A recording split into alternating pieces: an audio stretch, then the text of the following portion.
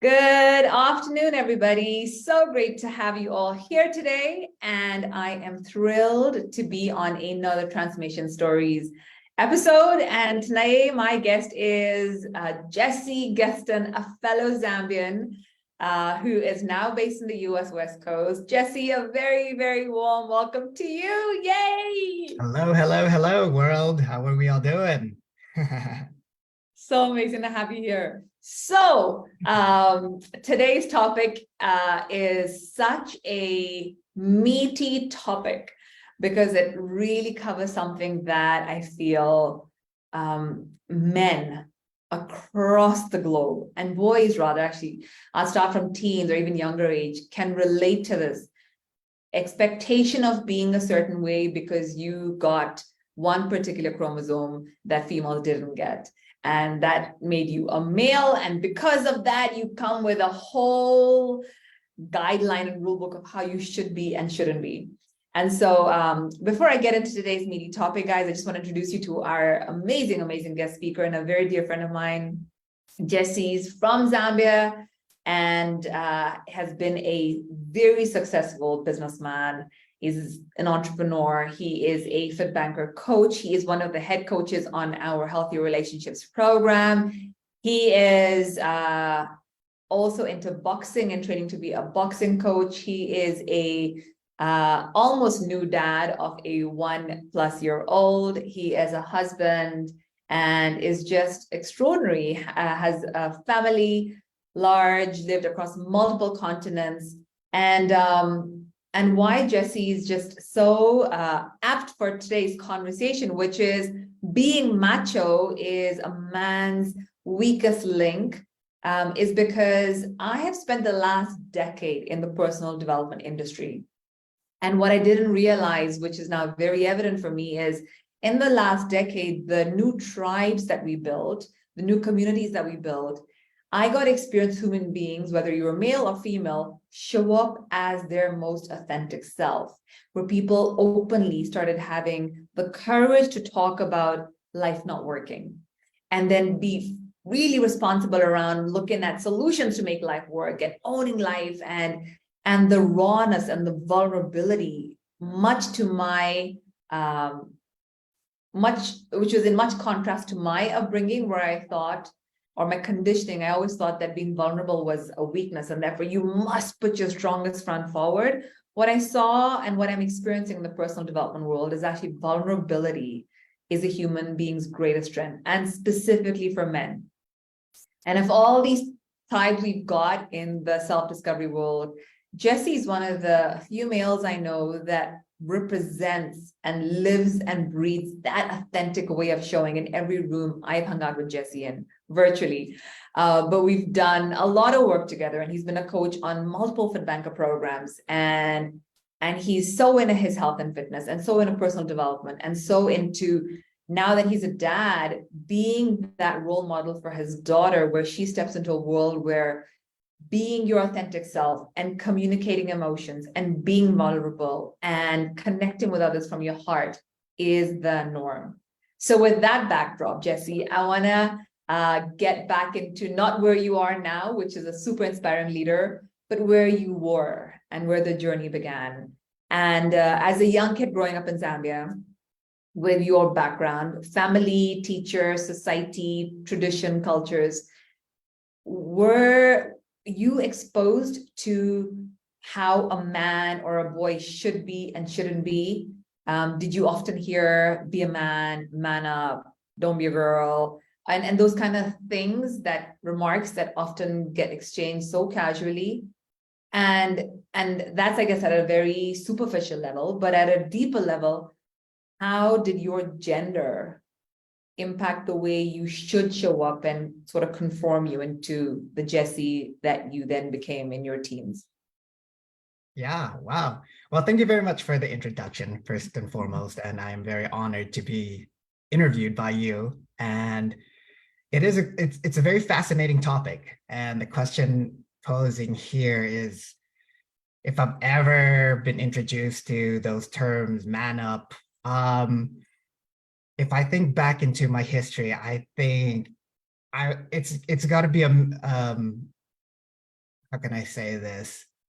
Like, I don't think I was introduced to those terms verbally. I was just more introduced to it like kind of visually, and watching movies and seeing my older brother and just seeing also just how my dad also interacts in the house. I was like, so this is what it means to be a man. um and and then just within also just my experiences and then my actions, I understood that, okay, uh one thing that I understood in the past was to be a man was just that you don't communicate a lot. You just Right, do. You're just a man of action. There's right, not a lot of, how can I say it? Yeah, there's not a lot of expressing your feelings, right. you know? So Yeah. yeah, I think that was just kind of my introduction to some of these terms. And then I would say, yeah, the movies and maybe some of my friends, that's where I started picking up on, oh, this is what it means to man up. If I hurt myself, I Yeah. shouldn't cry because none of my friends are crying. Yeah, growing up, I played a lot of sports, rugby. I remember breaking my collarbone into two places, and I looked at my teammates and I was like, okay, don't cry. It's this is I need to man up. And I do remember having having injured more my collarbone because I played an extra 15 minutes because I wanted to finish the game. So it's very Wow. interesting that you you had brought up that memory of mine, that just asking when did I man up, and I was like, yeah, as a child you were just told, if you're injured, just play through it because that's what it means to be a man. Like, take on the pain. It's so Amazing. interesting you say that because as you shared that, I just got my own memory flashbacks where I was told, okay, you're a girl, you're supposed to sit a certain way with your legs crossed, and you Right. cannot laugh out loud.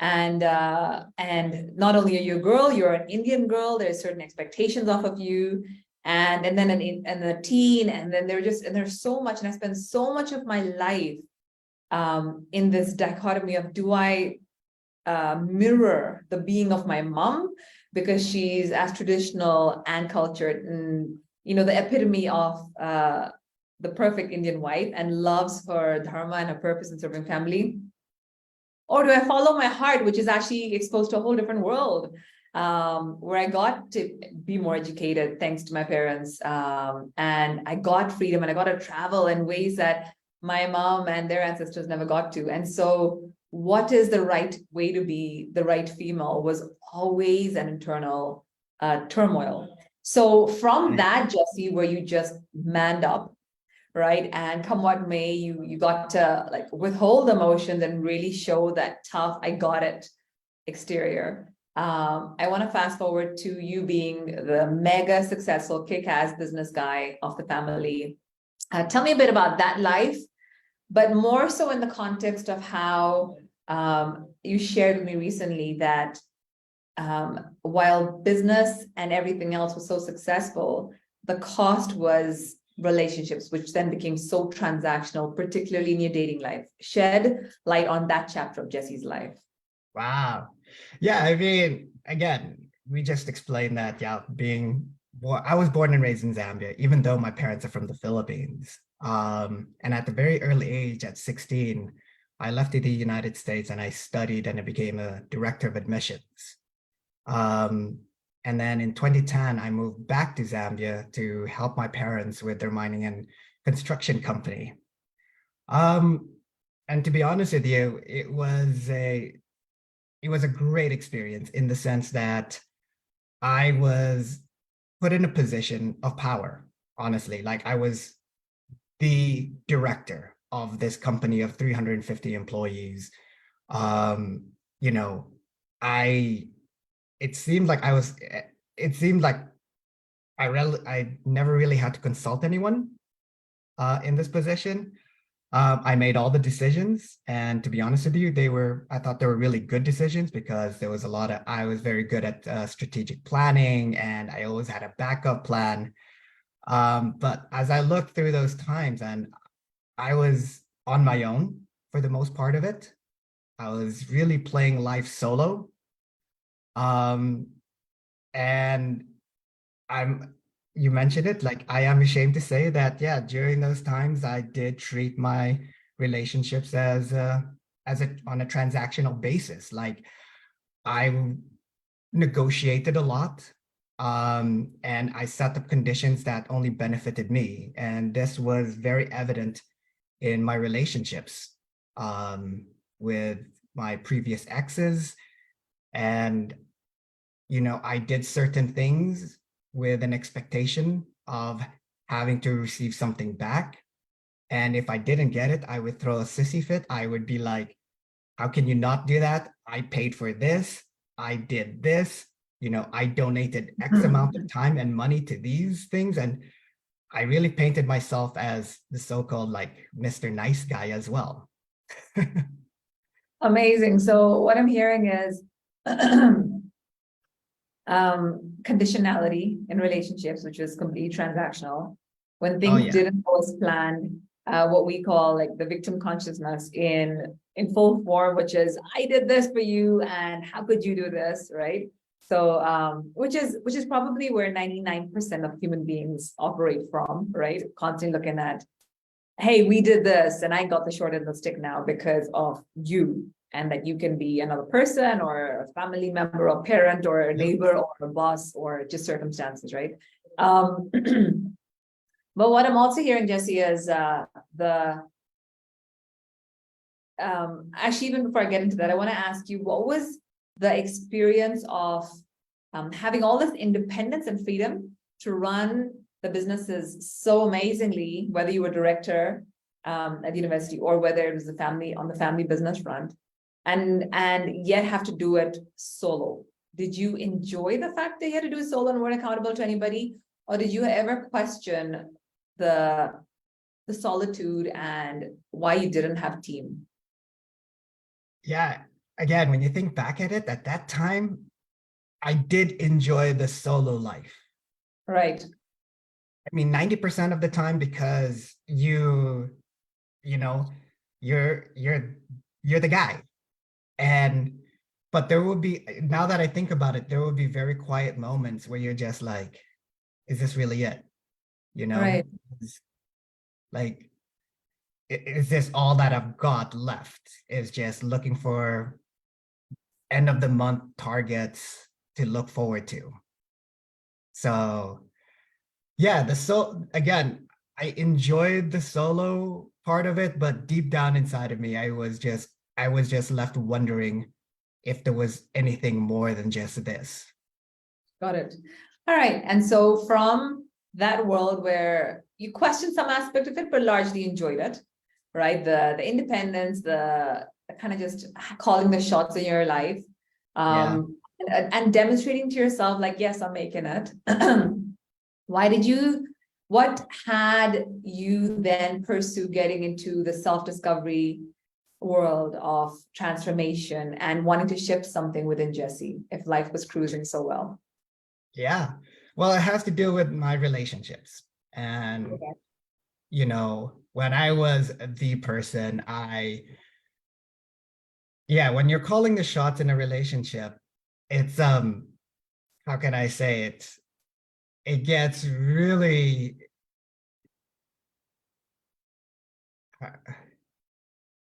there's a backlash. And Right.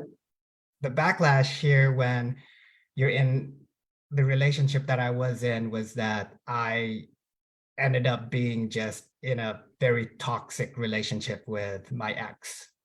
And it involved just, when I say toxic, it also involved just infidelity. And it hurts to be cheated on. Your ego thrives in that type of environment, in the sense that you are screaming inside of you like, how could you cheat on me? And am I not enough? And this is not the first time that it has happened. I have also gone through divorce before. So there was just a lot of that, I would say, baggage Yeah. coming up front in this relationship. And yeah, when you find out that when you've just had enough of it and you finally see that your ex is cheating on you with one of your friends, that just broke me. I just said, you know what, I'm done. I can't do this anymore. Like, I remember yeah, it took me about less than a week to sell everything that I had. And for the first time in my life, I had no strategic plan. I had no backup plan. I humbled myself and I said, I'm just going to move to California to visit my sister. I had a visitor's visa to say, listen, I've got 6 months on my visitor's visa. Can I just chill and hang out with you? And she gracefully took me in. And that's when I think you invited me to take on the healthy relationship course. And I was like, I am nowhere near anything healthy or relationships wise. I am just, this is just my situation. And you're just like, I think this is perfect for you to be in, to take on these 10 weeks. And I was like, you know what? What's the worst that could happen, right? I don't have a plan. I've got nothing else Right. going on. Might as well take it on. And hence, I took on the healthy relationship course, and it's been over a year and yeah, just close to 2 years of being in this space of the Yeah. healthy relationship. And my life has done a full 180 from where I was to where I am today. I love it. So of course I know your story, right? But I'd love for you to share, and we'll come to the results in a moment when you say the 180, to give the listeners real insight into what that looks like. But what I'd love for you to share, and firstly, thank you for just being so vulnerable and sharing just the nature in which the relationship started unfolding, from the divorce to then the recent toxic relationship, and then being cheated on, and the experience of just, I am not enough. What did you actually get for yourself? So you've of course done the healthy relationships program multiple times. You're now coaching on it, and you've coached on it, and you're the head coach of the program. So you're really woven into the tools and the teachings. But when you just got on the program, Jesse, what was your biggest shift or breakthrough that really had you then delve even deeper in doing the inner work? What did you Wow. actually get for yourself that caused a complete shift in your life?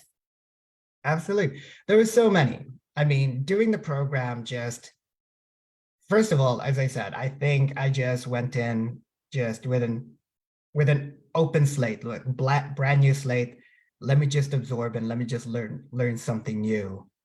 And during the program, we do assignments or building blocks every week. And there was just week after week, I was just learning so many amazing things about myself. Some of them very painful. Like, so for example, one of my biggest highlights was just learning how this so-called, like, I want to say this solo person, this individual who did just life solo, kind of started out at a very young age. I look back into my past and I think of how my older brother and sister left me at the age of 7 to go to boarding school. And I didn't realize how much of that impacted me, and just said, okay, I'm all by myself now. Yeah. Another thing that came to mind, where we had to do an exercise on forgiveness. And I remember telling myself that, oh yeah, this forgiveness has to do all about my ex. I need to forgive my ex. And as we sat down and dealing with the assignment, I looked back into times where I was hurt physically mentally and emotionally. And that was my relationship with my mom at a very young age, where I Yeah. was abused. Yeah. And it was just like wow, there's a lot of things here that is happening, that these are really big shifts that are, that I'm addressing as an adult now, that Yeah. I get to see, you know? Yeah. So that's so again, thank you so much for sharing that, because that's not an everyday coffee conversation that we do talk about. But what I also just want to draw everybody's attention to is that Jesse didn't live life and walk around thinking, oh, my siblings went to boarding school and therefore I'm alone. Or, and our parents are a byproduct of their upbringing, right? Which is they'll get exposed to what their parents and their ancestors did. And for our parents, the norm was a form of discipline was just smacking kids. And that, I think, is across Asian parenting in many other parts of the world. But the impact on the child, that doesn't take it away, the how that was a social norm doesn't take away the emotional impact on a child. And Right. often we don't have any idea or even the slightest inkling of how deeply emotionally traumatic that is at a subconscious level, because we're like these layers and layers and layers of identities, just like an onion, where it's so buried in that deepest part within us. And until you're actually consciously working with coaches, doing the inner work, you rarely get to have access to that. And so identifying that lone ranger or doing life solo experience of Jesse started in these formative years before you even got to the age of 10, and the impact of just having the strict disciplining growing up, right? With your parents. What did you make of that? How did you get through that? And what did you find as the link between that and then adult relationships? Like, fill that gap for me, please, and people watching in.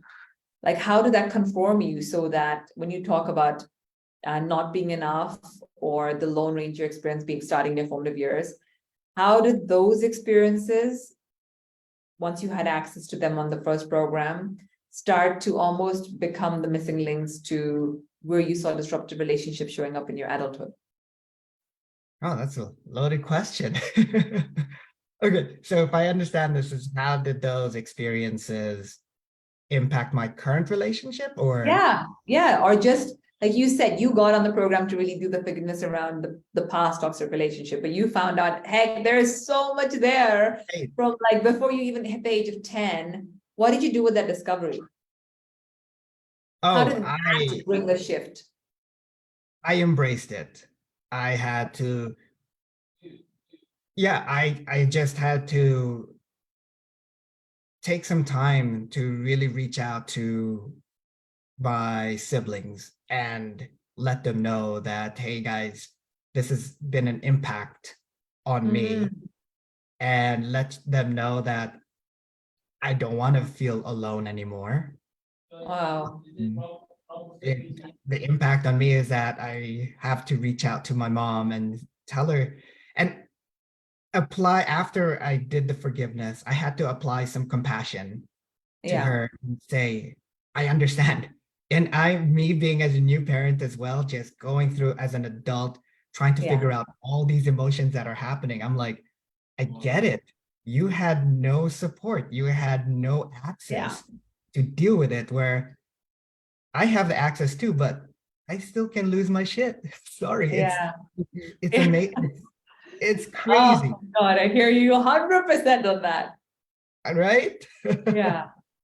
And the tricky bit with us, so Percy, I love that you not only got to reconnect with your siblings, which isn't really part of the program. We don't tell you guys to go out and like connect with people, but it becomes a natural next step, because there's such value in building harmonious relationships, particularly with the Right. innermost circle, that becomes just a natural transition that happens.